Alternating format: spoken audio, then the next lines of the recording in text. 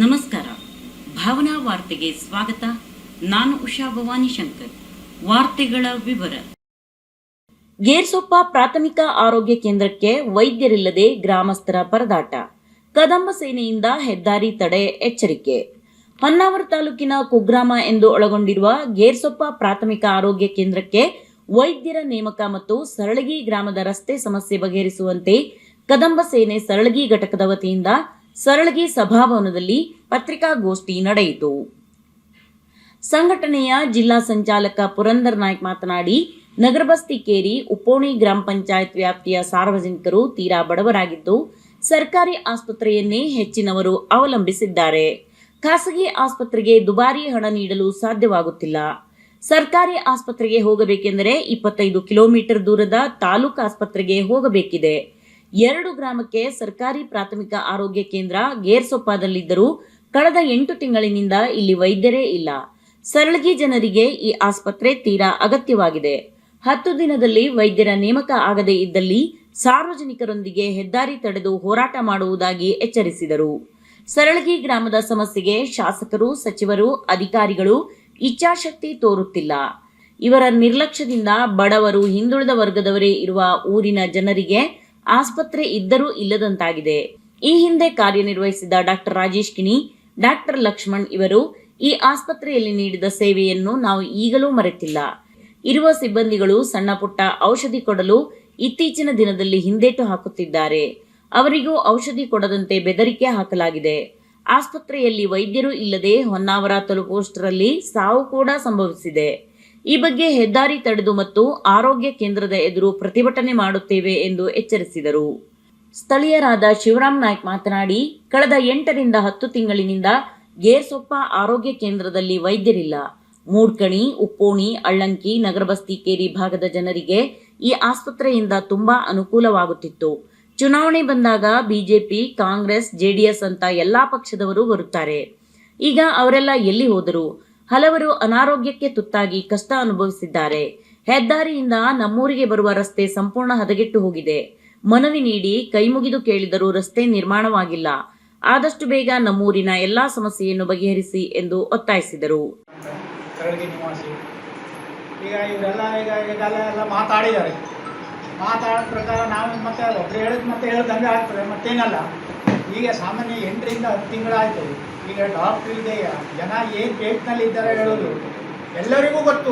ಇಲ್ಲೇ ನಮ್ಮ ಸರಳಿಗೆ ಅಷ್ಟೇ ಅಲ್ಲ, ಉಪ್ಪೋಣಿ, ಮೂಡ್ಕಣಿ, ಅಳ್ಳಂಕಿ ಪ್ರತಿಯೊಬ್ಬರು ನಮಗೆ ಸ್ವಲ್ಪ ಆರೋಗ್ಯ ಕೇಂದ್ರಕ್ಕೆ ಬರ್ತಾ ಇದ್ರು. ಆದರೆ ಈಗ ಇದಿಲ್ಲ, ಯಾವುದೂ ಇಲ್ಲ. ಈಗ 8 ತಿಂಗಳ ಆಗೋಯ್ತು. ಆದರೆ ಅದು ಯಾರಿಗೂ ಗಮನಕ್ಕೆ ನಾಡುವಂಥದ್ದಾಗಲ್ಲ. ಒಂದು ಇಲೆಕ್ಷನ್ ಬಂತು ಆದರೆ BJP-ಯವರು ಬರ್ತಾರೆ, ಕಾಂಗ್ರೆಸ್ನವ್ರು ಬರ್ತಾರೆ, JDS-ನವ್ರು ಬರ್ತಾರೆ. ಈಗ ಎಲ್ಲಿ ಹೋದ್ರು? 10 ತಿಂಗಳಿಂದ ಡಾಕ್ಟ್ರ್ ಇಲ್ಲ.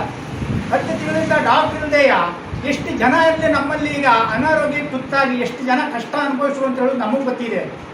ಹೇಳಿದ್ವಿ ನಾನೇ ಒಂದು 4 ತಿಂಗಳ ಹಿಂದೆ ನಾನು ಸತ್ತೋಗೋನೆ ನಿಜವಾಗ್ಲೂ ಹೇಳ್ಬೇಕನ್ನಾಗ ನನ್ನ ಪರಿಸ್ಥಿತಿನೂ ಅಷ್ಟೇ ಗಂಭೀರಕ್ಕೆ ಮುಟ್ಟಿತ್ತು. ಆದರೂ ಏನೇನೋ ಮಾಡ್ಕೊಂಡು ಬಚಾವಾಗಿ ಬಂದೆ ನಾನು. ಆದರೆ ಜನರು ಮಾತ್ರ ಯಾರೂ ಇಲ್ಲಿ ನಮ್ಮಲ್ಲಿ ರಾಜಕೀಯ ಇಲೆಕ್ಷನ್ ಟೈಮ್ನ ಸ್ಪಂದಿಸ್ತಾರೆ ಬಿಟ್ಟರೆ ಮನೆ ಯಾರೂ ಇದಕ್ಕೆ ನಾವು ಸ್ಪಂದಿಸುವಂಥ ಜನ ಇಲ್ಲಿ ಯಾರೂ ಇಲ್ಲ ಅನ್ನೋ ಕಾಣಿಸ್ತದೆ. ಯಾಕೆ ಹೇಳ್ದಂಗಾದ್ರೆ ಈಗ 1 ವರ್ಷ 2 ವರ್ಷ ಆಯಿತು ಈ ರೋಡ್ನಲ್ಲಿ ಖಾಲಿ ಓಡಾಡಲಿಕ್ಕಾಗೋದಿಲ್ಲ ಇಲ್ಲಿ ಪರಿಸ್ಥಿತಿ ಅಂದರೆ. ಎಷ್ಟು ಜನರಿಗೆ ಮನವಿ ಮಾಡಿದೆ ನಾನು, ಕೈ ಮುಗಿದೆ, ಪಂಚಾಯತ್ ಮೆಂಬರ್ಗೆ ಹಿಡಿದು ಪ್ರತಿಯೊಬ್ಬರಿಗೂ ಕೈ ಮುಗಿದರಿಗೂ ಹೇಳಿದೆ, ನೋಡಿ ಪರಿಸ್ಥಿತಿ ಹಿಂಗಿದೆ. ಒಂದು ಏನಾದ್ರು ಒಂದು ಸ್ವಲ್ಪ ಆರಾಮಿಲ್ಲ ಅಂದರೆ ಈ ರೋಡ್ನಲ್ಲಿ ಒಂದು ರಿಕ್ಷಾ ಮೇಲೆ ಓಡಾಡೋಕ್ಕಾಗೋದಿಲ್ಲ. ಪಟ್ಟಿ ಪಾಡ್ಗಾಗಿ ರಿಕ್ಷಾ ಮಾಡ್ಕೊಂಡಾರೆ. ತಿಂಗಳ 2 ತಿಂಗಳಲ್ಲಿ ಟೈರ್ ಚೇಂಜ್ ಮಾಡುವಂಥ ಪರಿಸ್ಥಿತಿ ರೋಡ್ದಾಗ ಕಬಿದ್ದಿದೆ. ಯಾರೂ ಇಲ್ಲವಾಗ ಹೇಳ್ತೀವಿ ನಾವು, ಯಾರು ಅವರೇ ಇಲ್ಲವೇ. ಅದಕ್ಕಾಗಿ ಈಗ ದಯವಿಟ್ಟು ನೀವು ಬಂದಿದ್ರಲ್ಲ, ನಿಮ್ಮ ಮುಖೇಂದ್ರವಾಗಾದ್ರೂ ನಮ್ಮಿಲ್ಲಿ ಜನರಿಗೆ ಒಂದು ನ್ಯಾಯ ಕೊಡಬೇಕು ನಿಮ್ಮಲ್ಲಿ ಬೇಡ್ಕೊಂತೀವಿ. ಶಶಿಕುಮಾರ್ ಉಪ್ಪಾರ್ ಮಾತನಾಡಿ, ನಮ್ಮೂರಿನ ಸರ್ಕಾರಿ ಹಿರಿಯ ಪ್ರಾಥಮಿಕ ಶಾಲೆಯಲ್ಲಿ 88 ವಿದ್ಯಾರ್ಥಿಗಳಿದ್ದರೂ ಮುಖ್ಯ ಶಿಕ್ಷಕರು 4 ವರ್ಷದಿಂದ ಇಲ್ಲ.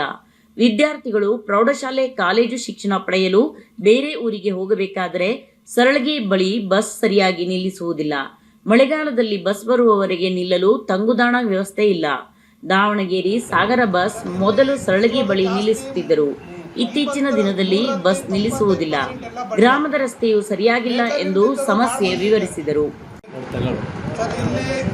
ಜಾಸ್ತಿ 100% 95% ಎಲ್ಲ ಬಡವರು. ವೆಹಿಕಲ್ ಇಲ್ದಿದ್ದರು ಭಾಳ ಮಂದಿ ಇದ್ದಾರೆ. ಬಡವರಂದ್ರೆ ಕಡು ಬಡವರೇ ಇಲ್ಲಿ ಭಾಳ ಮಂದಿ ಇದ್ದಾರೆ. ಇಲ್ಲಿಂದ ಹೊನ್ನಾವರ ತನಕ ಹೋಗೋಕೆ ಭಾಳ ಕಷ್ಟ. ಸಣ್ಣ ಪುಟ್ಟ ಈ ಕೇಸ್ಗೆಲ್ಲ ಹೊನ್ನಾವರ ಹೋಗ್ಲಿಕ್ಕೆ ಆಗೋದಿಲ್ಲ. ಈಗ ಏನು ಮಾಡೋ ಪರಿಸ್ಥಿತಿ ಗಂಭೀರ ಇದು. ಈಗಾಗಲೇ ಹೇಳ್ತೀವಲ್ಲ, ಮೊನ್ನೆ ಒಂದು ಇಲ್ಲೇ ಹಾಸ್ಪಿಟ್ಲ್ ಇದ್ರೆ ಒಬ್ಬರು ಬಚಾವ್ ಆಗ್ತಿರು ಅಂತೇಳಿ ಆ ಒಂದು ಸ್ಥಿತಿಯಲ್ಲಿ ನಾವು ಇಲ್ಲಿ ಸಿಲ್ಕೊಂಡಿವಿ. ದಯಮಾಡಿ ಆರೋಗ್ಯ ಸಿಬ್ಬಂದಿಗಳು ಇದಕ್ಕೆ ದಯಮಾಡಿ 8 ರಿಂದ 10 ದಿನದೊಳಗೆ ಇಲ್ಲಿ ನಮಗೆ ಡಾಕ್ಟ್ರನ್ನ ಹಾಕ್ಕೊಡ್ಬೇಕು. ಒಂದು MBBS ಡಾಕ್ಟ್ರನ್ನ ಹಾಕ್ಕೊಡ್ಬೇಕು. ಇಲ್ಲ ಅಂದರೆ ನಾವು ಇದರಲ್ಲಿ ನಮ್ಮದು ಹೋರಾಟ ಮಾಡೋದಂತೂ ಕಡ್ಡಾಯ ಪಕ್ಕ. ಇಲ್ಲ ಅಂದರೆ ನಮ್ಮದು ರಾಜ್ಯಾದ್ಯಂತನೂ ಹೋರಾಟ ನಮ್ಮ ಕದಮ ಸೈನ್ಯದಿಂದ ಜೊತೆಯಿಂದ ಇದೆ. ಅವರು ಊರ ನಾಗರಿಕರು ನಮಗೆ ಸಪೋರ್ಟ್ ಮಾಡ್ತೀವಿ ಹೇಳಿದ್ದಾರೆ. ನಮ್ಮ ಕದಂಬ ಸೇನೆ ನಮ್ಮದು ಅಷ್ಟೇ. ಕದಂಬ ಸೇನೆಯ ಸರಳಗಿ ಘಟಕ ಅಧ್ಯಕ್ಷ ನಾರಾಯಣ ಉಪ್ಪಾರ್, ಲೋಕೇಶ್ ಉಪ್ಪಾರ್, ಜಯಂತ್ ಮಾತನಾಡಿದರು. ಗ್ರಾಮದ ಹೊನ್ನಪ್ಪ ನಾಯ್ಕ್, ಸುಬ್ರಾಯ್ ಉಪ್ಪಾರ್, ಪ್ರಮೋದ್ ಉಪ್ಪಾರ್, ಮುಕುಂದ, ಗಣಪತಿ ನಾಯ್ಕ್, ಶಶಿಕುಮಾರ್, ಸುಬ್ರಹ್ಮಣ್ಯ, ಮಹಾದೇವ್, ವಿನಾಯಕ್, ಗೋವಿಂದ, ಶಿವಾನಂದ, ನಾರಾಯಣ್, ನಾಗರಾಜ್, ಗ್ರಾಮಸ್ಥರು, ಸಂಘಟನೆಯ ಕಾರ್ಯಕರ್ತರು ಇದ್ದರು. ನೆರೆಪೀಡಿತ ಪ್ರದೇಶದ ವೀಕ್ಷಣೆಗೆ ಜಿಲ್ಲಾಧಿಕಾರಿಗಳು, ಸಹಾಯಕ ಆಯುಕ್ತರು ಬಂದಾಗ ಗೇರ್ಸೊಪ್ಪ ಪ್ರಾಥಮಿಕ ಆರೋಗ್ಯ ಕೇಂದ್ರದಲ್ಲಿ ವೈದ್ಯರಿಲ್ಲ ಎಂದು ಸಮಸ್ಯೆ ಬಗ್ಗೆ ವಿವರಿಸಿದ್ದೆವು. 1.5 ತಿಂಗಳು ಕಳೆದರೂ ವೈದ್ಯರ ನಿಯೋಜನೆ ಆಗಿಲ್ಲದೆ ಇರುವುದರಿಂದ ಅನಿವಾರ್ಯವಾಗಿ ಹೋರಾಟದ ಎಚ್ಚರಿಕೆ ನೀಡಬೇಕಾಗಿದೆ ಎಂದು ಪತ್ರಿಕಾಗೋಷ್ಠಿಯಲ್ಲಿ ತಿಳಿಸಿದ್ದಾರೆ. ಅವೈಜ್ಞಾನಿಕ ಕರಡು ಕಸ್ತೂರಿ ರಂಗನ್ ವರದಿಗೆ ಕೇಂದ್ರ ಸರ್ಕಾರಕ್ಕೆ ಅಂತಿಮ ಅಭಿಪ್ರಾಯ ಸಲ್ಲಿಸುವ ಹಿನ್ನೆಲೆಯಲ್ಲಿ ಜನಪ್ರತಿನಿಧಿಗಳ ಅಭಿಪ್ರಾಯಕ್ಕೆ ಹೋರಾಟಗಾರ ವೇದಿಕೆಯು ಭೌತಿಕ ಸರ್ವೆ ಇಲ್ಲದೆ ರಾಜ್ಯ ಸರ್ಕಾರ ವರದಿ ಒಪ್ಪಬಾರದು. ಅಲ್ಲದೆ ವಿವಿಧ ಯೋಜನೆಯಡಿಯಲ್ಲಿ ಈಗಾಗಲೇ ಘೋಷಿಸಿದ 16,114 ಚದರ ಕಿಲೋಮೀಟರ್ ಪರಿಸರ ಸೂಕ್ಷ್ಮ ಪ್ರದೇಶವನ್ನು ಪುನಃ ಕಸ್ತೂರಿ ರಂಗನ್ ವರದಿಯಲ್ಲಿ ಮಿತಿಗೊಳಿಸುವ ಅಭಿಪ್ರಾಯ ಸಮಂಜಸವಲ್ಲವೆಂದು ಎಂಬ ಅಭಿಪ್ರಾಯವನ್ನು ಹೋರಾಟಗಾರರ ವೇದಿಕೆಯ ಅಧ್ಯಕ್ಷ ರವೀಂದ್ರ ನಾಯ್ಕ್ ಸರ್ಕಾರಕ್ಕೆ ಸೂಚಿಸಿದ್ದಾರೆ. ಅರಣ್ಯ ಸಚಿವ ಈಶ್ವರ್ ಖಂಡ್ರೆ ನೇತೃತ್ವದಲ್ಲಿ ನಿನ್ನೆ ವಿಧಾನಸೌಧ ಸಭಾಂಗಣದಲ್ಲಿ ಕರಡು ವರದಿಯ ಸೂಕ್ಷ್ಮ ಪ್ರದೇಶದ ವ್ಯಾಪ್ತಿಯ ಜನಪ್ರತಿನಿಧಿಗಳ ಸಭೆಯಲ್ಲಿನ ಅಭಿಪ್ರಾಯಗಳು, ವಿವಿಧ ಪತ್ರಿಕೆಯಲ್ಲಿ ಪ್ರಕಟಗೊಂಡ ವರದಿಗಳನ್ನು ಪರಿಶೀಲಿಸಿ ಅಭಿಪ್ರಾಯ ವ್ಯಕ್ತಪಡಿಸಿದರು. ಕರ್ನಾಟಕದಲ್ಲಿ ಅಭಯಾರಣ್ಯ, ರಾಷ್ಟ್ರೀಯ ಉದ್ಯಾನವನ, ಹುಲಿ ಸಂರಕ್ಷಣಾ ಯೋಜನೆ ಮುಂತಾದ ಯೋಜನೆಯಡಿಯಲ್ಲಿ ಕರ್ನಾಟಕ ರಾಜ್ಯದಲ್ಲಿ ಸೂಕ್ಷ್ಮ ಪ್ರದೇಶ 16,114 ಚದರ ಕಿಲೋಮೀಟರ್ ವ್ಯಾಪ್ತಿಯಲ್ಲಿ ಇರುತ್ತದೆ. ಈಗಾಗಲೇ ಘೋಷಿಸಿದ ಈ ಕ್ಷೇತ್ರಕ್ಕೆ ಪುನಃ ಕಸ್ತೂರಿ ರಂಗನ್ ವರದಿಯಲ್ಲಿ ಪರಿಸರ ಸೂಕ್ಷ್ಮ ಪ್ರದೇಶವೆಂದು ಘೋಷಿಸುವ ಔಚಿತ್ಯವನ್ನು ಅವರು ಸರ್ಕಾರಕ್ಕೆ ಪ್ರಶ್ನಿಸಿದ್ದಾರೆ. ಈಗಿರುವ ಕಾನೂನು ನೀತಿ ನಿಯಮದಡಿಯಲ್ಲಿ ಪರಿಸರ ರಕ್ಷಿಸಲು ಅವಕಾಶವಿರುವುದರಿಂದ ಪದೇ ಪದೇ ಒಂದೇ ಉದ್ದೇಶವನ್ನು ವಿವಿಧ ಯೋಜನೆ ಅಡಿಯಲ್ಲಿ ಜಾರಿಗೆ ತರುವುದು ಸಮಂಜಸವಲ್ಲ ಎಂದು ಅವರು ಅಭಿಪ್ರಾಯಪಟ್ಟಿದ್ದಾರೆ. ಉತ್ತರ ಕನ್ನಡ ಜಿಲ್ಲೆಯಲ್ಲಿ ಶರಾವತಿ ಅಭಯಾರಣ್ಯ, ಕಾಳಿ ಹುಲಿ ಸಂರಕ್ಷಣಾ, ದಾಂಡೇಲಿ ವನ್ಯಜೀವಿ ತಾಣ, ಅಣಶಿ ರಾಷ್ಟ್ರೀಯ ಉದ್ಯಾನವನ ಪರಿಸರ ಸೂಕ್ಷ್ಮ ಸಂರಕ್ಷಿತ ಪ್ರದೇಶವೆಂದು ಘೋಷಿಸಲ್ಪಟ್ಟಿದ್ದು ಇರುತ್ತದೆ. ಹಿಂದಿನ ಘೋಷಿತ ತಾಣವನ್ನು ಕಸ್ತೂರಿ ರಂಗನ್ ವರದಿಯಲ್ಲಿಯೂ ಸೂಕ್ಷ್ಮ ಪ್ರದೇಶ ಸೇರಲ್ಪಟ್ಟರೆ ಈ ಕ್ಷೇತ್ರದ ಗಡಿಯಿಂದ 1 ಕಿಲೋಮೀಟರ್ ವ್ಯಾಪ್ತಿಯವರೆಗೂ ಪರಿಸರ ಸಂರಕ್ಷಣೆಯ ವ್ಯಾಪ್ತಿಯ ಇತಿಮಿತಿಯಲ್ಲಿ ಇರುವ ಅರಣ್ಯ ಮತ್ತು ಖಾಸಗಿ ಜಮೀನು ಸಹಿತ ಅತಿ ಸೂಕ್ಷ್ಮ ಪ್ರದೇಶದ ವ್ಯಾಪ್ತಿಯ ಸುಮಾರು 2,000 ಚದರ ಕಿಲೋಮೀಟರ್ ವ್ಯಾಪ್ತಿಗೆ ಸೇರಲ್ಪಡುವುದು ಎಂದು ನಿನ್ನೆ ಬೆಂಗಳೂರಿನಲ್ಲಿ ಜರುಗಿದ ಜನಪ್ರತಿನಿಧಿಗಳ ಸಭೆಯ ತೀರ್ಮಾನಕ್ಕೆ ಅಧ್ಯಕ್ಷ ರವೀಂದ್ರ ನಾಯ್ಕ್ ಅಭಿಪ್ರಾಯ ವ್ಯಕ್ತಪಡಿಸಿದ್ದಾರೆ. ಕೇಂದ್ರ ಸರ್ಕಾರಕ್ಕೆ ರಾಜ್ಯ ಸರ್ಕಾರವು ಕರಡು ಕಸ್ತೂರಿ ರಂಗನ್ ವರದಿಯ ಪ್ರಕಾರ ಪರಿಸರ ಸೂಕ್ಷ್ಮ ಪ್ರದೇಶವನ್ನು ಘೋಷಿಸುವ ಕ್ಷೇತ್ರಕ್ಕೆ ಅನುಗುಣವಾಗಿ ಆ ಕ್ಷೇತ್ರದ ಜನಪ್ರತಿನಿಧಿಯೊಂದಿಗೆ ನಿನ್ನೆ ಕರ್ನಾಟಕ ಸರ್ಕಾರದ ಅರಣ್ಯ ಸಚಿವರು ಸಮಾಲೋಚನೆ ಮಾಡಿರುವಂಥ ಅಭಿಪ್ರಾಯಗಳು ಅನೇಕ ಪತ್ರಿಕೆಯಲ್ಲಿ ಕ್ರೋಢೀಕರಿಸಿ ಹೋರಾಟಗಾರರ ವೇದಿಕೆಯು ತನ್ನ ಅಭಿಪ್ರಾಯವನ್ನು ವ್ಯಕ್ತಪಡಿಸಲಿಕ್ಕೆ ಬಯಸ್ತಾ ಇದೆ. ಸ್ಪಷ್ಟವಾಗಿ ಹೋರಾಟಗಾರರ ವೇದಿಕೆ ಹೇಳುವಂಥ ಅಂಶ 2. 1. ಎಲ್ಲಿಯವರೆಗೆ ಪರಿಸರ ಸೂಕ್ಷ್ಮ ಪ್ರದೇಶವನ್ನು ಕರಡು ಕಸ್ತೂರಿ ವರದಿಯಲ್ಲಿ ಭೌತಿಕ ಸರ್ವೆಗಳನ್ನು ಮಾಡಿ ಗುರುತಿಸುವುದಿಲ್ವೋ ಅಲ್ಲಿಯವರೆಗೂ ಈ ವರದಿಯನ್ನು ರಾಜ್ಯ ಸರ್ಕಾರ ಒಪ್ಪಬಾರದು ಎಂದು ಆಗ್ರಹವನ್ನು ಮಾಡ್ತಾ ಇದೆ. ಅದರ ಜೊತೆಯಲ್ಲಿ ಮಾನ್ಯ ಸಚಿವರ ಹೇಳಿಕೆ ಪ್ರಕಾರ ಈಗಾಗಲೇ ಈ ಪ್ರದೇಶ ವ್ಯಾಪ್ತಿಯಲ್ಲಿ 20,668 ಚದರ ಕಿಲೋಮೀಟರ್ಲಿ ಕರ್ನಾಟಕದಲ್ಲಿ ಗುರುತಿಸಿರುವಂಥ ಈ ಕರಡು ಪ್ರತಿಯಲ್ಲಿ ಈಗಾಗಲೇ 16,114 ಚದರ ಕಿಲೋಮೀಟರ್ಗಳು ಇದು ಸೂಕ್ಷ್ಮ ಪ್ರದೇಶದ ವ್ಯಾಪ್ತಿಯಲ್ಲೇ ಬರ್ತದೆ ಅನ್ನೋದನ್ನು ಅಭಿಪ್ರಾಯವನ್ನು ವ್ಯಕ್ತಪಡಿಸಿದ್ದಾರೆ. ಹಾಗಾಗಿ ರಾಜ್ಯ ಸರ್ಕಾರಕ್ಕೆ ಇನ್ನೊಂದು ಪ್ರಶ್ನೆಗಳೇನೆಂದರೆ, ಈಗಾಗಲೇ ಪರಿಸರ ಸೂಕ್ಷ್ಮ ಪ್ರದೇಶದ ಘೋಷಿಸುವಂಥ ಪ್ರದೇಶದಲ್ಲಿ ಘೋಷಿಸಿರುವುದರಿಂದ ಹೊಸದಾಗಿ ಮತ್ತೆ ಕಸ್ತೂರಿ ರಂಗನದಲ್ಲಿ ಪರಿಸರ ಸೂಕ್ಷ್ಮ ಪ್ರದೇಶದ ಘೋಷಿಸುವ ಔಚಿತ್ಯವು ಏನು ಎನ್ನುವ ಪ್ರಶ್ನೆಯನ್ನು ನಾವು ರಾಜ್ಯ ಸರ್ಕಾರಕ್ಕೆ ಕೇಳ್ತಾ ಇದ್ದೇವೆ. ಇವತ್ತು ಕರಡು ವರದಿಯ ಪ್ರಕಾರ ಈಗಾಗಲೇ ಘೋಷಣೆ ಮಾಡಿರುವಂತೆ ಈ ಒಂದು ಪರಿಸರ ಸೂಕ್ಷ್ಮ ಪ್ರದೇಶವನ್ನು ಹೊಸದಾಗಿ ಘೋಷಿಸುವ ಅವಶ್ಯಕತೆ ಇಲ್ಲ. ಈಗಿರುವಂಥ ಕಾನೂನು ವಿಧಿವಿಧಾನದಲ್ಲಿ, ಈಗಿರುವಂಥ ನೀತಿ ನಿಯಮದಲ್ಲಿ ಈ ಪರಿಸರ ರಕ್ಷಣೆಯ ಕ್ರಮವನ್ನು ಜರುಗಿಸಬೇಕು ಅಂತ ಹೇಳಿ ನಾನು ರಾಜ್ಯ ಸರ್ಕಾರಕ್ಕೆ ಆಗ್ರಹ ಮಾಡ್ತಾ ಇದ್ದೇನೆ. ಉತ್ತರ ಕನ್ನಡ ಜಿಲ್ಲೆಯಲ್ಲಿ ಈಗಾಗಲೇ ಕಾಳಿ ಟೈಗರ್ ಝೋನ್, ಅಭಯಾರಣ್ಯ, ದಾಂಡೇಲಿ ವನ್ಯಜೀವಿ ಮುಂತಾದ ಅನೇಕ ಪರಿಸರ ಸೂಕ್ಷ್ಮ ಪ್ರದೇಶ ವ್ಯಾಪ್ತಿಯಲ್ಲಿ ಒಳಪಟ್ಟಿದೆ.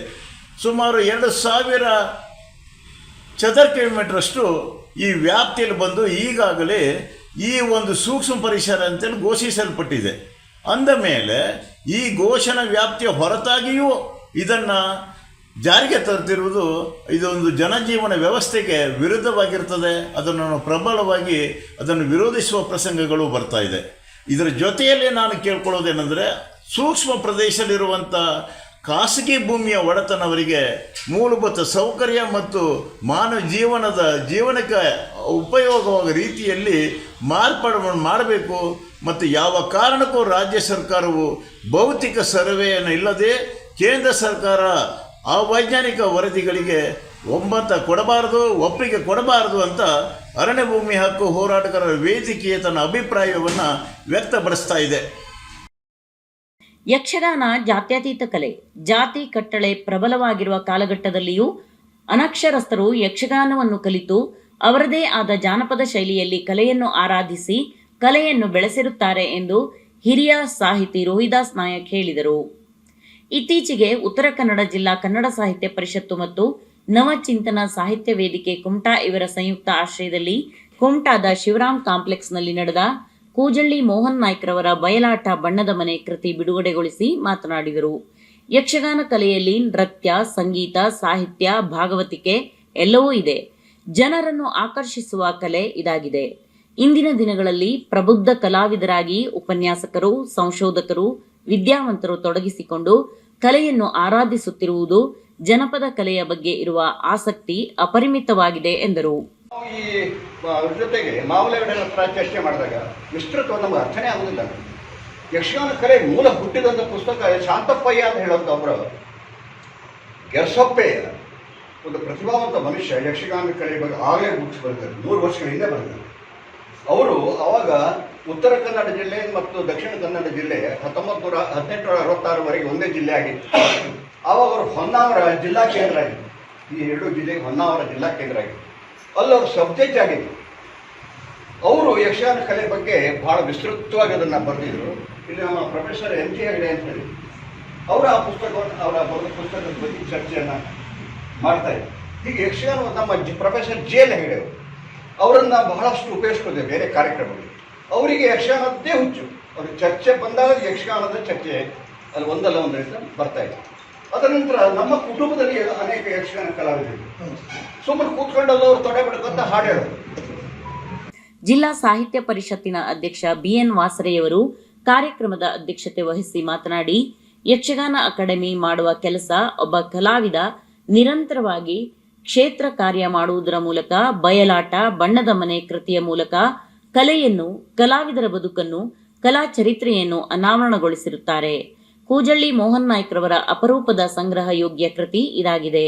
ಬಯಲಾಟ ನಡೆಯುವ ಸಂದರ್ಭದಲ್ಲಿ ಬಣ್ಣ ಬಡಿದುಕೊಂಡು ಗೆಜ್ಜೆ ಕಟ್ಟಿ ಕುಣಿದ ಅಪರೂಪದ ಕಲಾವಿದ ಬರೇ ಕಲೆಗಷ್ಟೇ ಸೀಮಿತವಾಗಿರದೆ ಅನೇಕ ಕೃತಿಯನ್ನು ರಚಿಸುವುದರ ಮೂಲಕ ಬದುಕಿನ ಅನುಭವ ತೆರೆದಿಟ್ಟಿರುತ್ತಾರೆ. ಇವರ ಕೃತಿ ಯಕ್ಷಗಾನ ಅಕಾಡೆಮಿಯ ಪುರಸ್ಕಾರಕ್ಕೆ ಯೋಗ್ಯವಾದ ಮೊದಲ ಪ್ರಾಶಸ್ತ್ಯದ ಕೃತಿಯಾಗಿ ರೂಪುಗೊಂಡಿರುವುದು ಅವರ ಕಲಾವಂತಿಕೆಗೆ ಹಿಡಿದ ಕೈಗನ್ನಡಿಯಾಗಿದೆ. ಯಕ್ಷಗಾನಕ್ಕೆ ನಮ್ಮ ಜಿಲ್ಲೆಯ ಕಲಾವಿದರು ಅಪಾರವಾದ ಕೊಡುಗೆ ನೀಡಿದ್ದರೂ ಯಕ್ಷಗಾನ ಅಕಾಡೆಮಿ ನಮ್ಮ ಕಲಾವಿದರನ್ನು ನಿರ್ಲಕ್ಷಿಸಿರುವ ಬಗ್ಗೆ ವಿಷಾದ ವ್ಯಕ್ತಪಡಿಸಿ ಮುಂದಿನ ದಿನಗಳಲ್ಲಿ ಕಲಾವಿದರೆಲ್ಲರೂ ಒಟ್ಟಾಗಿ ಹೋರಾಡಬೇಕಾದ ಅನಿವಾರ್ಯತೆ ಇದೆ ಎಂದರು. ಕನ್ನಡ ಅರ್ಥ ಎಲ್ಲ ಇಂಗ್ಲಿಷ್ ನಲ್ಲಿ ಹೇಳ್ತಾ ಇದ್ರು, ಅದು ಗೊತ್ತಿಲ್ಲ. ಬಹುಶಃ ವಿದೇಶದಲ್ಲಿ ನಡೆಯುವ ಸಂದರ್ಭದಲ್ಲಿ ಪ್ರಚಾರಕ್ಕಾಗಿಯೋ ನಮ್ಮ ಕಲೆಯನ್ನು ಬೆಳೆಸೋಕ್ಕಾಗಿಯೋ ಅದು ಬೇಕು ಅಂತ ಹೇಳಿ ಕೆಲವರು ವಾದ ಇರಬಹುದು. ನಾನು ಅದು ಬೇಡ ಅಂತ ಹೇಳುವಷ್ಟು ದೊಡ್ಡ ವ್ಯಕ್ತಿನಲ್ಲ, ಬೇಕೋ ಬೇಡ ಅನ್ನೋದು ಆ ಥರದ. ಆದ್ರೆ ಇಲ್ಲಿಯವರೆಗೆ ಏನು ಯಕ್ಷಗಾನ ಕನ್ನಡದಲ್ಲಿ ಮಾತ್ರ ಮಾತನಾಡುವಂತ ಒಂದು ಕಲೆಯಾಗಿತ್ತು ಅನ್ನೋದಿದ್ರೆ ಅದಕ್ಕೆ ಒಂದು ಆರೋಪ ಬರುವ ರೀತಿಯಲ್ಲಿ ಆ ತರದ ವ್ಯವಸ್ಥೆಗಳು ನಡ್ಕೊಂಡು ಬರ್ತಾ ಇದೆ. ಅದು ಎಷ್ಟರ ಮಟ್ಟಿಗೆ ಸರಿ ಬೇಡ ಅದನ್ನ ತಿಳ್ಕೊಂಡು ಅವರು ಮಾತಾಡಿ ಚರ್ಚೆ ಆಗಲಿ, ಅದ್ರ ಬಗ್ಗೆ ಏನೂ ಇಲ್ಲ. ಆದ್ರೆ ಶುದ್ಧ ಕನ್ನಡ ಏನಾದರೂ ಕಲೆಯಲ್ಲಿದೆ ಅಂತ ಹೇಳಿದ್ರೆ ಅದು ನಿಜಕ್ಕೂ ಕೂಡ ಯಕ್ಷಗಾನ. ಹಾಗಾಗಿ ಆ ಯಕ್ಷಗಾನವನ್ನು ಇನ್ನೂ ಶಾಸ್ತ್ರೀಯವಾಗಿ ಉಳಿಸ್ಕೊಳ್ಬೇಕಾದ ನಾನು ಅದನ್ನ ಅದು ಎಲ್ಲಿಂದ ಬಂತು, ಎಲ್ಲಿ ಹೋಯಿತು, ಅದು ಜನಪದನೋ, ಅದು ಶಾಸ್ತ್ರೀಯನೋ, ಅದು ಇನ್ನು ಬೇರೆದು, ಬಹಳ ವಿಶಾಲವಾದ ಚರ್ಚೆ, ಅದು ಆಗಬೇಕಾದ ಚರ್ಚೆ. ಜಲವಳ್ಳಿಯವರು ಹೇಳಿದಾಗೆ ನಿಜಕ್ಕೂ ಕೂಡ ಆಗಬೇಕಾದ ಚರ್ಚೆ. ಅಂತಹ ಆ ಯಕ್ಷಗಾನವನ್ನು ಉಳಿಸಿಕೊಳ್ಳುವ ಕೆಲಸವನ್ನು ನಾವೆಲ್ಲರೂ ಕೂಡ ಈ ಸಂದರ್ಭದಲ್ಲಿ ಮಾಡಬೇಕು. ಅಕಾಡೆಮಿಯ ವಿಚಾರ ಬಂತು, ಯಕ್ಷಗಾನ ಅಕಾಡೆಮಿಯ ವಿಚಾರ. ಬಹಳ ನೋವು ಈ ಬಾರಿಯ ಯಕ್ಷಗಾನ ಅಕಾಡೆಮಿಯಲ್ಲಾಗಿದ್ದು. ನಾನು ಆ ಸಂದರ್ಭದಲ್ಲಿ ಅದಕ್ಕೆ ಪ್ರತಿರೋಧವನ್ನ ಪತ್ರಿಕೆಗಳ ಮೂಲಕ ನೀಡಿದ್ದೆ. ನೇರವಾಗಿ ನೀಡಕ್ಕೆ ಹೋದರೂ ಕೂಡ ಆಳುವವರು ನಮ್ಮನ್ನು ವಿರೋಧಿಸಿಕೊಳ್ಳುವ, ಅವರನ್ನ ಅವರನ್ನ ಎದುರು ಹಾಕೊಳ್ಳುವ ಸಾಧ್ಯತೆಗಳು ನಮಗೆ ಇರ್ತದೆ. ನಾನು ಮೊನ್ನೆ ಇದನ್ನ ಹಿರಿಯ ಸಾಹಿತಿ ಸುಮುಖಾನಂದ್ ಜಲವಳ್ಳಿ ಮಾತನಾಡಿ, ಚೌಕಿ ಕಲಾವಿದರನ್ನು ಮೋಹನ್ ನಾಯ್ಕರವರು ಹೂವಿನ ದಂಡೆಯ ಹಿಂದೆ ಇರುವ ದಾರಕ್ಕೆ ಹೋಲಿಸಿರುವುದು ಅರ್ಥಪೂರ್ಣವಾಗಿದೆ. ದಾರದಂತಿರುವ ಕಲಾವಿದರ ಶ್ರಮದ ಬೆಲೆ ಬಲ್ಲವನೇ ಬಲ್ಲ. ಈ ಗ್ರಂಥ ಬಯಲಾಟದ ಆವರಣದೊಳಗೆ ತನ್ನದೇ ಆದ ಮಹತ್ವ ಪಡೆದಿದೆ ಎಂದರು.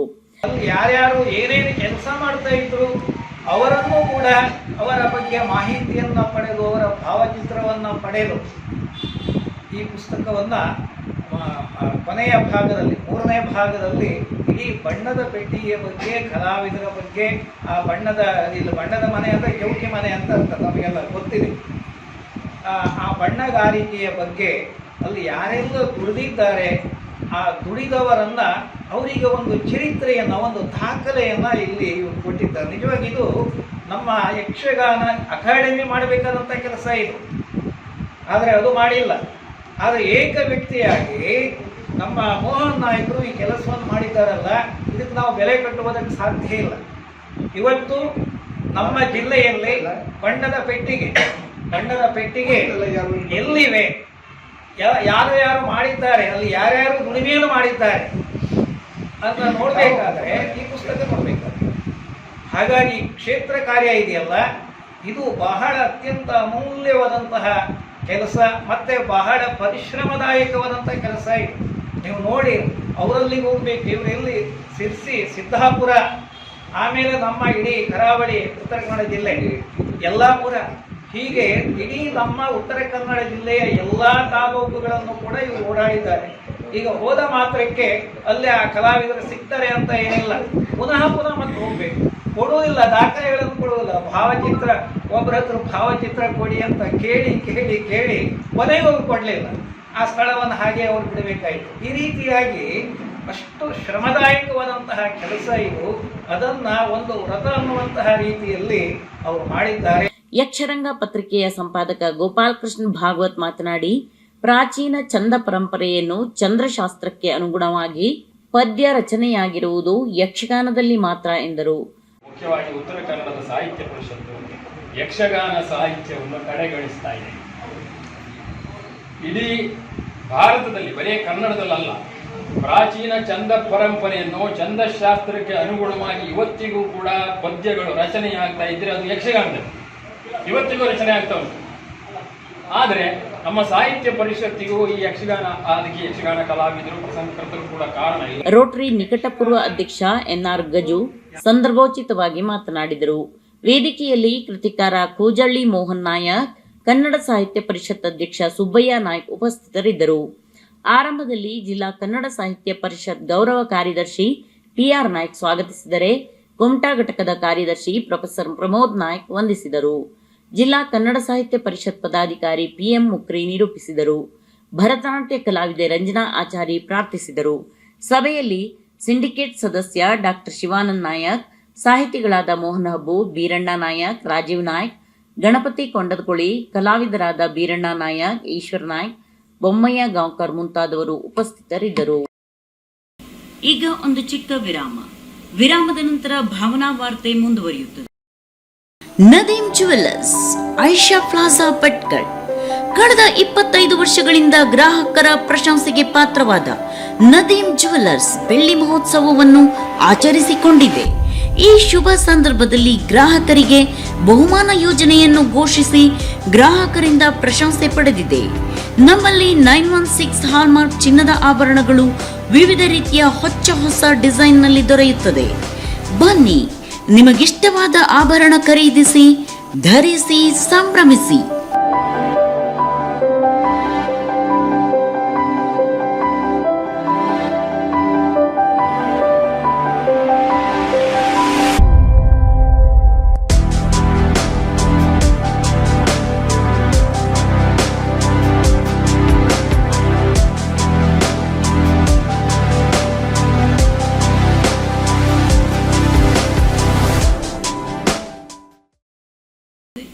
ವಿರಾಮದ ನಂತರ ಮತ್ತೆ ಭಾವನಾ ವಾರ್ತೆಗೆ ಸ್ವಾಗತ.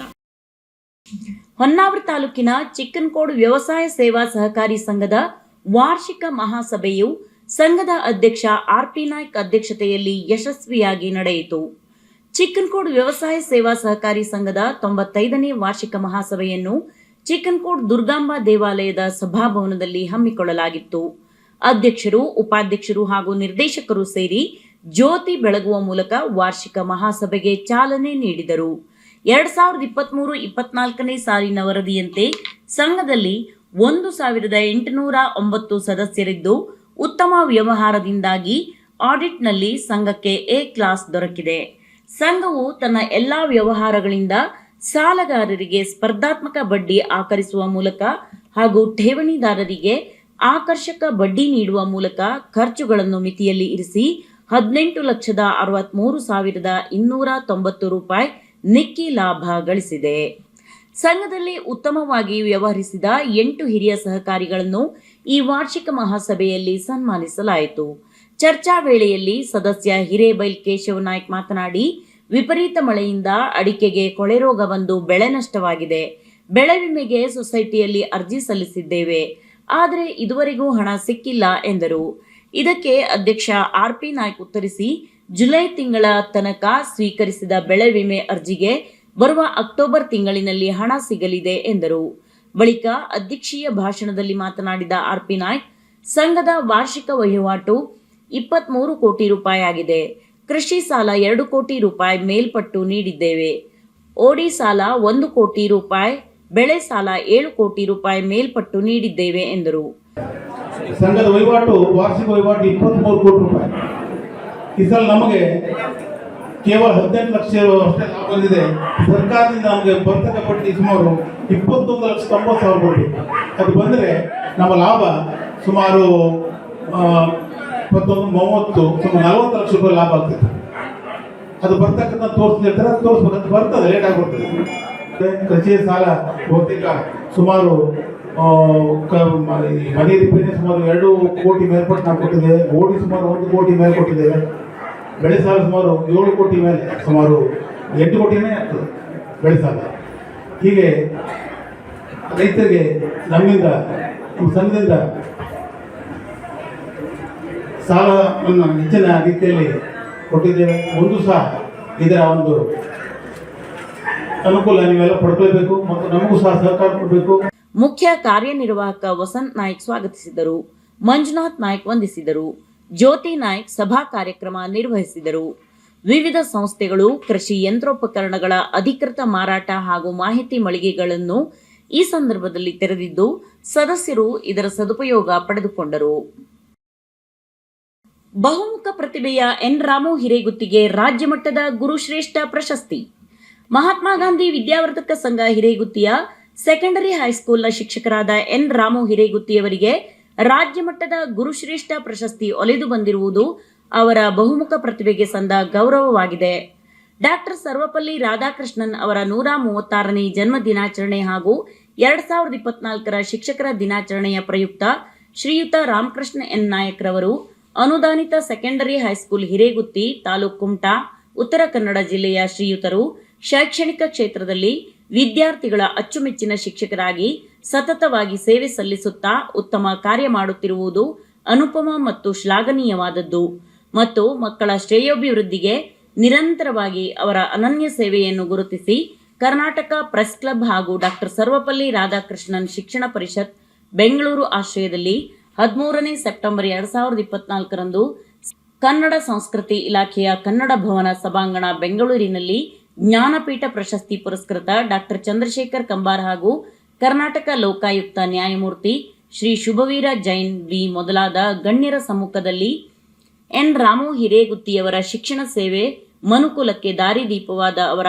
ಆದರ್ಶಗಳು ಸೇವಾ ಮನೋಭಾವಗಳನ್ನು ಪರಿಗಣಿಸಿ ಸನ್ಮಾನಿಸಿ ಪ್ರಶಸ್ತಿ ಪ್ರದಾನ ಮಾಡಲಾಯಿತು. ಕಳೆದ 17 ವರ್ಷಗಳಿಂದ ಹಿರೇಗುತ್ತಿಯ ಸೆಕೆಂಡರಿ ಹೈಸ್ಕೂಲಿನಲ್ಲಿ ಕನ್ನಡ ಮತ್ತು ಸಮಾಜ ವಿಜ್ಞಾನ ವಿಷಯ ಶಿಕ್ಷಕರಾಗಿ ಸೇವೆ ಸಲ್ಲಿಸುತ್ತಿರುವ ಇವರು 23 ವರ್ಷಗಳಿಂದ ಅನೇಕ ರಾಜ್ಯ ಮಟ್ಟದ ಮತ್ತು ಸ್ಥಳೀಯ ಪತ್ರಿಕೆಗಳಲ್ಲಿ ಅಂಕಣ ಬರಹಗಾರರಾಗಿ ಹಾಗೂ ಹವ್ಯಾಸಿ ವರದಿಗಾರರಾಗಿ ಯಾವುದೇ ಪ್ರತಿಫಲ ಅಪೇಕ್ಷೆ ಇಲ್ಲದೆ ಕಾರ್ಯನಿರ್ವಹಿಸುತ್ತಿದ್ದಾರೆ. ಎನ್ ರಾಮು ಹಿರೇಗುತ್ತಿಯವರು ಜಿಲ್ಲೆ ಕಂಡ ಶ್ರೇಷ್ಠ ಶಿಕ್ಷಕರಲ್ಲೊಬ್ಬರು. ಶಾಲೆಯಲ್ಲಿ ಸರಳ ಬೋಧನೆಯೊಂದಿಗೆ ಕನ್ನಡ ಮತ್ತು ಸಮಾಜ ವಿಜ್ಞಾನ ವಿಷಯವನ್ನು ವಿದ್ಯಾರ್ಥಿಗಳಿಗೆ ಮನಮುಟ್ಟುವ ಹಾಗೆ ಬೋಧಿಸಿ ವಿದ್ಯಾರ್ಥಿಗಳ ಅಚ್ಚುಮೆಚ್ಚಿನ ಶಿಕ್ಷಕರಾಗಿ 2015ರಲ್ಲಿಯೇ ಕನ್ನಡ ಸಾಹಿತ್ಯ ಪರಿಷತ್ ಬೆಂಗಳೂರಿನಲ್ಲಿ ಕುವೆಂಪುರವರ ಜನ್ಮದಿನೋತ್ಸವ ಅಂಗವಾಗಿ ನಡೆದ ಕಾರ್ಯಕ್ರಮದಲ್ಲಿ ಕರ್ನಾಟಕ ಸುವರ್ಣಶ್ರೀ ಪ್ರಶಸ್ತಿಗೆ ಭಾಜನರಾಗಿದ್ದಾರೆ.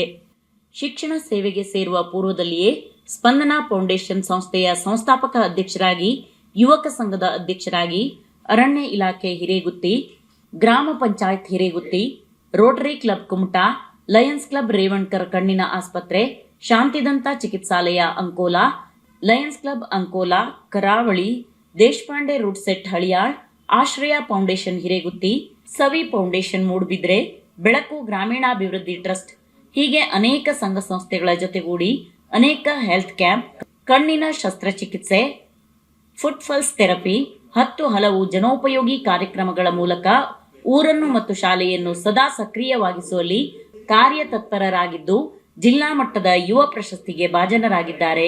ಎನ್ ರಾಮು ಹಿರೇಗುತ್ತಿ ಶಿಕ್ಷಣ ರಂಗದಲ್ಲಿ ಬದಲಾದ ಕಾಲಘಟ್ಟದಲ್ಲಿಯೂ ತಮ್ಮ ಶ್ರೇಷ್ಠತೆಯನ್ನು ಉಳಿಸಿಕೊಂಡಿದ್ದಾರೆ. ಸಾಹಿತ್ಯ ಕೃಷಿಯ ಜೊತೆ ಕಲೆ, ಸಾಂಸ್ಕೃತಿಕ ಚಟುವಟಿಕೆಗಳಲ್ಲಿ ತೊಡಗಿಸಿಕೊಂಡಿದ್ದಾರೆ. ಮಕ್ಕಳ ಮನೋಗತವನ್ನು ಅರಿತು ಚಟುವಟಿಕೆ ಮೂಲಕ ಕಲಿಕೆಯನ್ನು ಬದುಕಿಗೆ ಅನ್ವಯಿಸುವ ತಂತ್ರಗಾರಿಕೆಯಲ್ಲಿ ನಿಪುಣರು. ಶಾಲೆಯ ಭೌತಿಕ ಮತ್ತು ಶೈಕ್ಷಣಿಕ ಅಭಿವೃದ್ಧಿಗೆ ತಮ್ಮದೇ ಕೊಡುಗೆಯನ್ನು ನೀಡುತ್ತಾ ವಿದ್ಯಾರ್ಥಿಗಳ ಮನದಲ್ಲಿ ನೆಲೆಯಾದವರು. ರಾಜ್ಯ ಮಟ್ಟದ ಗುರುಶ್ರೇಷ್ಠ ಪ್ರಶಸ್ತಿ ಬಂದಿರುವುದು ಶಿಕ್ಷಕ ಸಮೂಹಕ್ಕೆ ಸಿಕ್ಕಷ್ಟು ಸಂಭ್ರಮ ಹಾಗೂ ಸಾರ್ವಜನಿಕ ಪ್ರಶಂಸೆಗೆ ಪಾತ್ರವಾಗಿರುವುದು ವಿಶೇಷ. ಈ ಸಾಧನೆಗೆ ಪಾತ್ರರಾದ ಎನ್ ರಾಮು ಹಿರೇಗುತ್ತಿ ಅವರಿಗೆ ಸಹೋದ್ಯೋಗಿಗಳು, ಹಿತೈಷಿಗಳು, ಗೆಳೆಯರ ಬಳಗ ಹಿರೇಗುತ್ತಿ, ವಿದ್ಯಾರ್ಥಿಗಳು ಅಭಿನಂದನೆ ಸಲ್ಲಿಸಿದ್ದಾರೆ.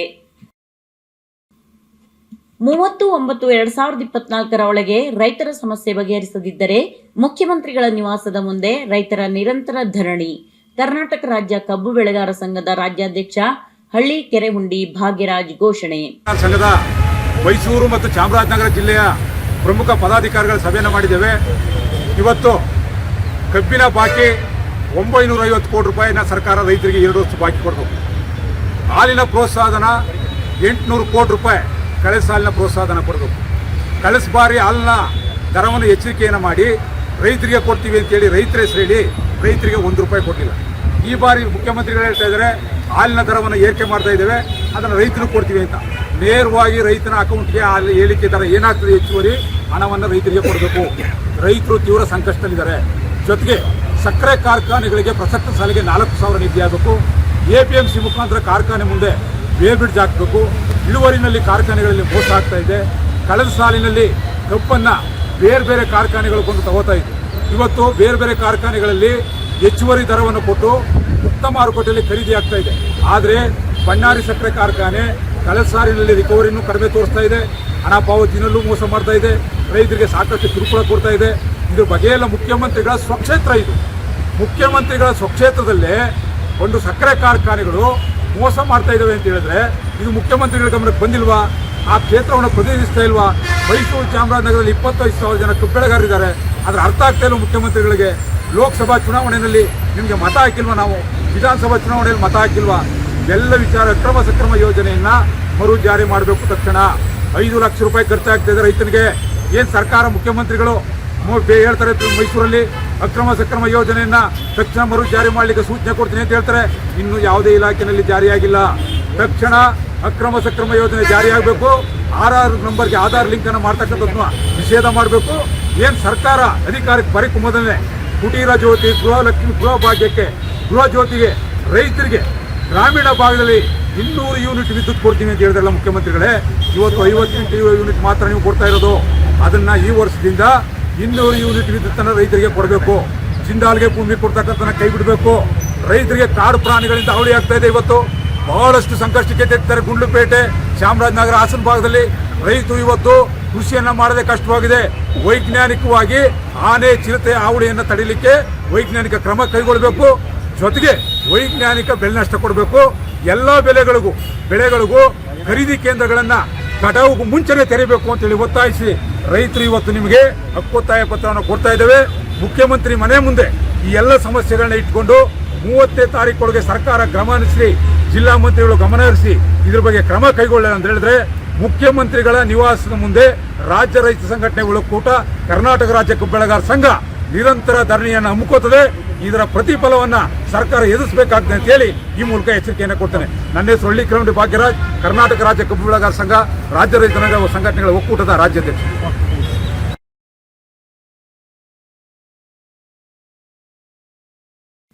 ರೈತರ ಸಮಸ್ಯೆ ಬಹಳ ಕಠಿಣವಾಗಿದ್ದು ಬಗೆಹರಿಸುವಲ್ಲಿ ಸರ್ಕಾರ ವಿಫಲವಾಗಿದ್ದು ತಕ್ಷಣ ರೈತರ ಸಮಸ್ಯೆಗಳ ಬಗ್ಗೆ ಗಮನಹರಿಸಬೇಕು ಎಂದು ಮೈಸೂರಿನ ಗನ್ ಹೌಸ್ ಹತ್ತಿರ ಇರುವ ಕುವೆಂಪು ಪಾರ್ಕಿನಲ್ಲಿ ಮೈಸೂರು ಚಾಮರಾಜನಗರ ಜಿಲ್ಲೆ ರೈತರ ಕುಂದುಕೊರತೆ ಸಭೆಯಲ್ಲಿ ಚರ್ಚಿಸಿ ಚಾಮರಾಜನಗರ ಮತ್ತು ಮೈಸೂರಿನ ಎಲ್ಲಾ ತಾಲೂಕು ಕೇಂದ್ರಗಳ ಮುಂದೆ ರಸ್ತೆ ತಡೆ ಹಾಗೂ ಜಿಲ್ಲಾಧಿಕಾರಿಗಳ ಕಚೇರಿ ಮುಂದೆ ನಿರಂತರ ಅಹೋರಾತ್ರಿ ಧರಣಿ ನಡೆಸಿ ನಂತರ ಮೈಸೂರಿನ ಜಿಲ್ಲಾ ಉಸ್ತುವಾರಿ ಸಚಿವರಾದ HC ಮಹದೇವಪ್ಪ ಅವರು ಸರ್ಕಾರದ ಗಮನಕ್ಕೆ ತರುವುದಾಗಿ ತಿಳಿಸಿ ನಂತರ ಮೈಸೂರಿನ ಜಿಲ್ಲಾ ಉಸ್ತುವಾರಿ ಸಚಿವರು ಮತ್ತು ಚಾಮರಾಜನಗರ ಜಿಲ್ಲಾ ಉಸ್ತುವಾರಿ ಸಚಿವರ ಜೊತೆ ಮಾತುಕತೆ ನಡೆಸಿ ಮೈಸೂರು ಜಿಲ್ಲಾ ಉಸ್ತುವಾರಿ ಸಚಿವರಾದ HC ಮಹದೇವಪ್ಪ ಅವರು ಸರ್ಕಾರದ ಗಮನಕ್ಕೆ ತರುವುದಾಗಿ ತಿಳಿಸಿ ಮೈಸೂರಿನ ಜಲದರ್ಶಿನಿಯಲ್ಲಿ ಸಭೆ ನಡೆಸಿದರು.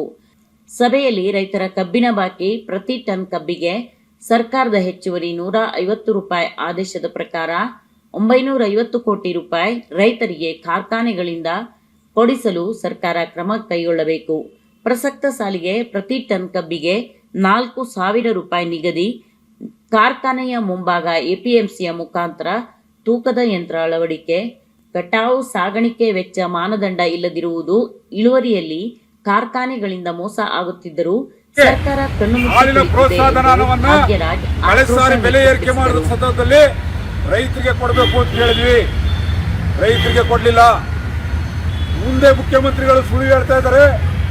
ಸುಳಿವನ್ನು ನೀಡಿ ಹಾಲಿನ ಪ್ರೋತ್ಸಾಹಧನ ಏರಿಕೆ ಆದರೆ ನಾವು ಅದನ್ನ ರೈತರಿಗೆ ಕೊಡುತ್ತೀವಿ ಅಂತ ಹೇಳಿ ರೈತರ ಹೆಸರಲ್ಲಿ ಹಾಲಿನ ಪ್ರೋತ್ಸಾಹಧನವನ್ನು ದರವನ್ನು ಏರಿಕೆ ಮಾಡಿ ರೈತರಿಗೆ ಕೊಡಲಿಲ್ಲ ಅಂತ ಹೇಳಿದ್ರೆ ಈ ರಾಜ್ಯದಲ್ಲಿ ರೈತರಿಗೆ ಮಾಡಿದಂಥ ದ್ರೋಹ ಆಗ್ತದೆ. ಮುಖ್ಯಮಂತ್ರಿಗಳೇ, ನೀವು ಏನಿವತ್ತು ₹5 ಪ್ರೋತ್ಸಾಹ ಅನ್ನೋದು 700-800 ಕೋಟಿ ರೂಪಾಯಿ ರೈತರಿಗೆ ಬರಬೇಕು. ಆ ಹಣವನ್ನು ಇನ್ನೂ ಕೊಟ್ಟಿಲ್ಲ ರೈತರಿಗೆ. ಕಬ್ಬಿನ ಇಳುವರಿಯಲ್ಲಿ ಮೋಸ ಆಗ್ತಾ ಇದೆ. ಕಾರ್ಖಾನೆಗಳು ತೂಕದಲ್ಲಿ ಮೋಸ ಮಾಡ್ತಾ ಇದ್ದಾವೆ. ಸಾಗಾಣಿಕೆ ವೆಚ್ಚದಲ್ಲಿ ಮೋಸ ಆಗ್ತಾ ಇದೆ. ಕಾರ್ಖಾನೆ ಮುಂದೆ ಎಪಿಎಂಸಿಗಳ ಮುಖಾಂತರ ತೂಕದ ಯಂತ್ರ ಅಳವಡಿಸಿ ಅಂತ ಹೇಳಿದ್ರೆ ಯಾವುದೇ ಕಾರ್ಖಾನೆಗಳು ಪ್ರಾರಂಭ ಮಾಡ್ತಾ ಇಲ್ಲ. ಸರ್ಕಾರ ಅದ್ರ ಬಗ್ಗೆ ಕ್ರಮ ಕೈಗೊಳ್ತಾ ಇಲ್ಲ. ಯಾಕೆ? ಯಾರು ನಿಮ್ಗೆ ನಷ್ಟ ಆಗ್ತದಾ? ಒಂದ್ ಕಡೆ ಗುಂಡ್ಲುಪೇಟೆ, ಚಾಮರಾಜನಗರ, ಹಾಸನ ವ್ಯಾಪ್ತಿನಲ್ಲಿ ಕಾಡು ಪ್ರಾಣಿಗಳ ಹಾವಳಿ ಬಹಳಷ್ಟು ಮಿತಿಮೀರಿ ರೈತರನ್ನ ಲಗ್ಗೆ ಇಟ್ಟು ಪ್ರಾಣ ಹಾನಿ, ಬೆಳೆ ನಷ್ಟ ಆಗ್ತಾ ಇದೆ. ವೈಜ್ಞಾನಿಕವಾದಂತ ಆನೆಗಳನ್ನ ಚಿರತೆಗಳನ್ನ ತಡಿಲಿಕ್ಕೆ ಕ್ರಮ ಕೈಗೊಳ್ಳಿ ಅಂದ್ರೆ ಇಲಾಖೆಯವರು ಕೈ ಚೆಲ್ಲಿ ಕೂತ್ಕೋತಾರೆ. ಇಷ್ಟೆಲ್ಲ ಸಮಸ್ಯೆಗಳಿದ್ರು ಕೂಡ ₹150 ಜೊತೆಗೆ ಕೃಷಿ ಪಂಪ್ ಸೆಟ್ಗಳಿಗೆ ಅಕ್ರಮ ಸಕ್ರಮ ಯೋಜನೆಯನ್ನ ತಕ್ಷಣ ಕೈ ಬಿಡಬೇಕು.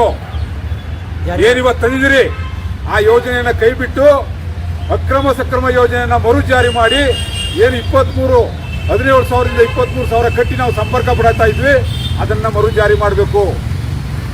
ಇವತ್ತು ಸರ್ಕಾರ ಹೇಳ್ತಾ ಇದೆ ಹೊಸ ಕೃಷಿಯನ್ನ ಮಾಡಲಿಕ್ಕೆ ರೈತರಿಗೆ ಅವಕಾಶ ಮಾಡ್ತೀವಿ ಅಂತ ಹೇಳಿ. ಎಲ್ಲಿ ಅವಕಾಶ ಮಾಡ್ತಾ ಇದ್ರಿ? ರೈತರು ಇವತ್ತು 3-4 ಲಕ್ಷವನ್ನು ಕಟ್ಟಬೇಕಾಗಿದೆ. ಅಕ್ರಮ ಸಕ್ರಮ ಯೋಜನೆಯನ್ನ ಪಡಿಬೇಕಾದ್ರೆ 3-4 ಲಕ್ಷಗಳನ್ನು ಕಟ್ಟಿ ರೈತ ಸಂಪರ್ಕ ಪಡಿಬೇಕಾದಂಥ ಪರಿಸ್ಥಿತಿ ಬಂದಿದೆ ಬಂಧುಗಳೇ. ಇದನ್ನ ಖಂಡಿಸಲಿಕ್ಕೋಸ್ಕರವಾಗಿ ನಾವು ನಿರ್ಧಾರ ಮಾಡಿದ್ದೇವೆ. ಇವತ್ತು ನಾವು ಮೇಕೆದಾಟು ಯೋಜನೆ ಮಾಡ್ತೀವಿ ಅಂತ ಹೇಳಿ ಹೊರಟ್ರಿ, ಪಾದಯಾತ್ರೆ ಮಾಡಿದ ಸರ್ಕಾರ 1 ವರ್ಷದ ಮೇಲಾಗ್ತು, ಇನ್ನು ಮೇಕೆದಾಟು ಯೋಜನೆಯನ್ನು ಮಾಡಲಿಕ್ಕೆ ನಿಮಗೆ ತಾಕತ್ತಿಲ್ಲ. ಬೇರೆ ಬೇರೆ ಹಗರಣಗಳ ಬಗ್ಗೆ ಪಾದಯಾತ್ರೆ ಮಾಡ್ತೀರಿ, ಜನಾಂದೋಲನ ಸಮಾವೇಶ ಮಾಡ್ತೀರಿ. ಒಬ್ಬ MLA ಮಂತ್ರಿ ರೈತರು ಆತ್ಮಹತ್ಯೆ ಮಾಡ್ಕೊಳ್ತಾ ಇದ್ದಾರೆ. ಇವತ್ತು ಸುಮಾರು 1000ಕ್ಕೂ ಹೆಚ್ಚು ಜನ ರೈತರು ಇವತ್ತು ರಾಜ್ಯದಲ್ಲಿ 1 ವರ್ಷ ಇತ್ತೀಚೆಗೆ ರೈತರು ಸರ್ಕಾರದ ಬೆಲೆ ನೀತಿಗಳು, ಅವೈಜ್ಞಾನಿಕವಾದ ತೀರ್ಮಾನಗಳಿಂದ ರೈತರು ಆತ್ಮಹತ್ಯೆ ಮಾಡ್ಕೊಂಡು ಸಾಯ್ತಾ ಇದ್ದಾರೆ. ಇದ್ರ ಬಗ್ಗೆ ಯಾಕೆ ಕ್ರಮ ತಗೊಳ್ತಾ ಇಲ್ಲ? ಕಾಡು ಪ್ರಾಣಿಗಳ ಬೆಳೆ ನಷ್ಟ ಆದ್ರೆ, ಕಾಡು ಪ್ರಾಣಿಗಳಿಂದ ದಾಳಿ ಆದ್ರೆ ವೈಜ್ಞಾನಿಕವಾದಂಥ ಬೆಲೆಯನ್ನು ನಿಗದಿ ಮಾಡಬೇಕು ಅಂತ ಹೇಳಿ ಕೇಳ್ತಾ ಇದ್ದೀವಿ. ಎಲ್ಲೂ ಮಾಡ್ತಾ ಇಲ್ಲ. ಕೇಂದ್ರ ಸರ್ಕಾರ ಒಂದ್ ಕಡೆ ಮೋಸ ಮಾಡ್ತಾ ಇದೆ. MS ಸ್ವಾಮಿನಾಥನ್ ವರದಿಯನ್ನು ಜಾರಿ ಮಾಡಿ ಅಂತ ಹೇಳಿದ್ರೆ ಎಲ್ಲೂ ಜಾರಿ ಮಾಡೋಕ್ಕಾಗಲ್ಲ ಅಂತ ಹೇಳಿ ರೈತರಿಗೆ ಮೋಸ ಮಾಡ್ತಾ ಇದೆ. ನಾವು ಕೇಳ್ತಾ ಇರ್ತಕ್ಕಂಥದ್ದು ಇಷ್ಟೇನೆ, ರೈತರಿಗೆ ನೀವು ಏನಿವತ್ತು ಬ್ಯಾಂಕಲ್ಲಿ ಸಾಲ ಕೇಳಕ್ ಹೋದ್ರೆ ಸಿಬಿಲ್ ಸ್ಕೋರ್, ರೈತರು ಸಾಲ ಕೇಳಕ್ ಹೋದ್ರೆ ಸಿಬಿಲ್ ಸ್ಕೋರ್ ಕೇಳ್ತಾ ಇದ್ರಿ, ರೈತರಿಗೆ ಕೃಷಿ ಮಾಡಕ್ಕೆ ಸಾಲ ಕೊಡ್ತಾ ಇಲ್ಲ. ಈ ಎಲ್ಲ ವಿಚಾರಗಳನ್ನ ಇಟ್ಕೊಂಡು ಇದೇ 30ರ ಒಳಗೆ ಏನಿವತ್ತು 30ನೇ ತಾರೀಕು ಬರ್ತಾ ಇದೆ, ಅಕ್ಟೋಬರ್ 1 ಗಾಂಧಿ ಜಯಂತಿ ಬರ್ತಾ ಇದೆ. ನಿಜವಾಗೂ ರಾಜ್ಯ ಸರ್ಕಾರ ಬದುಕಿದ್ರೆ, ಸರ್ಕಾರ ಇದ್ರೆ 30ನೇ ತಾರೀಕು ಒಳಗಡೆ ರೈತರ ಸಮಸ್ಯೆಗಳನ್ನ ಎಲ್ಲ ಸಮಸ್ಯೆಗಳನ್ನ ಬಗೆಹರಿಸಿಲ್ಲ ಅಂತ ಹೇಳಿದ್ರೆ ನಿರಂತರ ಅಹೋರಾತ್ರಿ ಧರಣಿಯನ್ನ, ನಿರಂತರ ಹೋರಾಟವನ್ನ ಮುಖ್ಯಮಂತ್ರಿಗಳ ಮನೆ ಮುಂದೆ ಹಮ್ಮಿಕೋಬೇಕಾಗ್ತದೆ ಕರ್ನಾಟಕ ರಾಜ್ಯ ಬೆಳೆಗಾರ ಸಂಘ ಅಂತೇಳಿ ಎಚ್ಚರಿಕೆಯನ್ನು ಕೊಡ್ತಾ ಇದ್ದೇನೆ.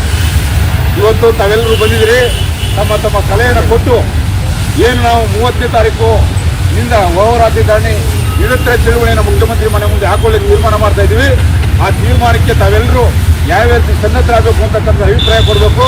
ಅದರಂತೆ ನಿಮ್ಮ ಸ್ಥಳೀಯ ಸಮಸ್ಯೆಗಳ ಬಗ್ಗೆ ಚರ್ಚೆ ಮಾಡಿ ನಾವು ಮುಂದುವರೋಣ ಅಂತ ಹೇಳ್ತಾ, ರೈತ ಹೋರಾಟಕ್ಕೆ, ರೈತ ಮಕ್ಕಳ ಹೋರಾಟಕ್ಕೆ, ಅನ್ನದಾತನ ಹೋರಾಟಕ್ಕೆ, ಕರ್ನಾಟಕ ರಾಜ್ಯ ಕಬ್ಬು ಬೆಳೆಗಾರ ಸಂಘಕ್ಕೆ, ಕರ್ನಾಟಕ ರಾಜ್ಯ ಕಬ್ಬು ಬೆಳೆಗಾರ ಸಂಘಕ್ಕೆ, ರಾಜ್ಯ ರೈತ ಸಂಘಟನೆಗಳ ಒಕ್ಕೂಟಕ್ಕೆ, ಅನ್ನ ಕೊಡುವ ರೈತ ಮಕ್ಕಳ ಹೋರಾಟಕ್ಕೆ ಬೇಕೇ ಬೇಕು, ನ್ಯಾಯ ಬೇಕು, ಬೇಕೇ ಬೇಕು, ನ್ಯಾಯ ಬೇಕು.